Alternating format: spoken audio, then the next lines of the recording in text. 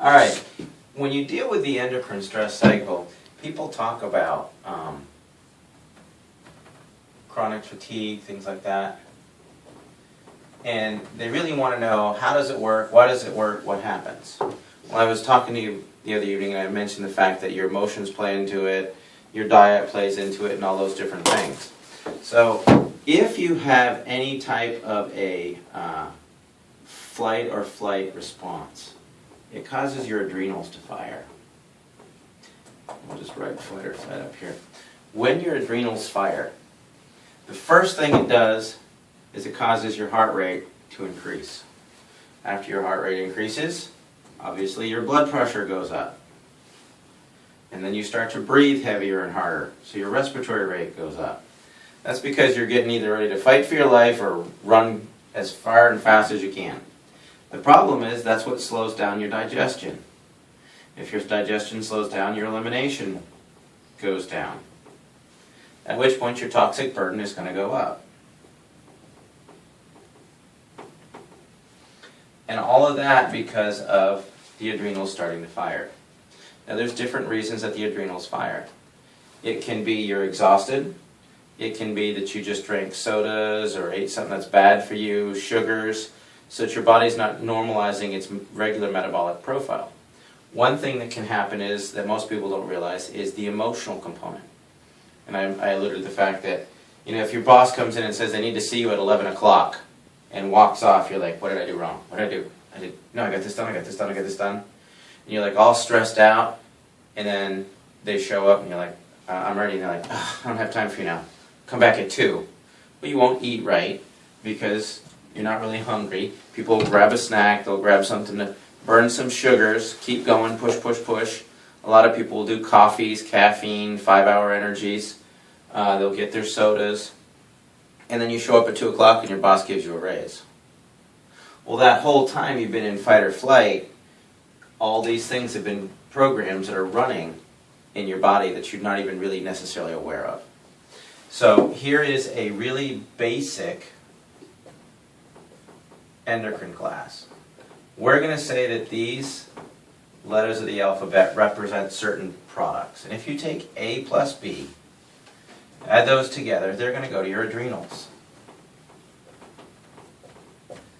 The adrenals are your get up and go. You gotta go, gotta go, gotta go. Sometimes you need to go back to sleep. Let your body heal, reset. That 10-minute power nap that resets everything. If we take items B and C, that goes to the thyroid. Your thyroid works with your immune system and weight metabolism. And that's what they're always going to get your thyroid checked if you're losing weight, gaining weight, how's your immune response, T4s, T3s. Next in that chain, ovaries and testes. And that's the reproductive cycle, drive, things like that. From there, it'll bounce back up and start to stress the thymus. The thymus is associated with heart. And this is where people will get levels of anxiety, stress, shortness of breath. The heart might flutter. Different things like that. These are regulated predominantly by the pituitary. That's the switchboard operator. When it becomes too backed up, too stressed out, it goes and it'll start to tax the pineal gland, which is basic brain function. And if it's not working right or it becomes stressed, you end up with brain fog. So, here's what happens with a lot of people. They go, go, go, go, go, their adrenals become fatigued, they start to gain weight, and then, for women, their cycles become irregular, they have more than they should, it's longer than it should, they may miss one altogether. Men, their sex drive drops, their ambition drops, they start gaining more and more weight. Then the heart gets all stressed out, they have anxiety, panic attacks, the heart starts to flutter, they can't catch their breath, the pituitary becomes stressed and nothing is regulating the way that it should, and it's like, hi, my name is Dr. Michael, sorry. You know the answer, it just takes you a while to get to it. And the reason is if you put a demand here for more adrenal support, all of a sudden it's taking all the B and the thyroid doesn't have enough.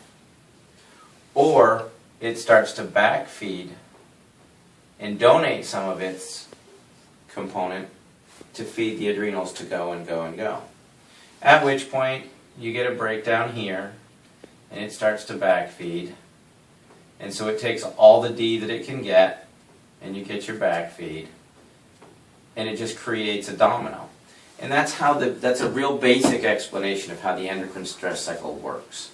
It's definitely a lot more complicated than that. There's a lot more precursors that go into making adrenaline to make your adrenals work, but that kind of gives you the idea. If they have to share the resources, if one gland is taking everything, you're going to have a short. So whenever we see that you have any of these type things going on, we set up a computerized analysis, check you out. It's just a computerized stress test to see what part of the system is stressed out. We support the adrenals, we start to rebuild the thyroid. If the thyroid's hyperactive, we work on working with the other organs, the thymus, for the anxiety, the stress, the panic, things like that. That make sense? Any questions? Okay.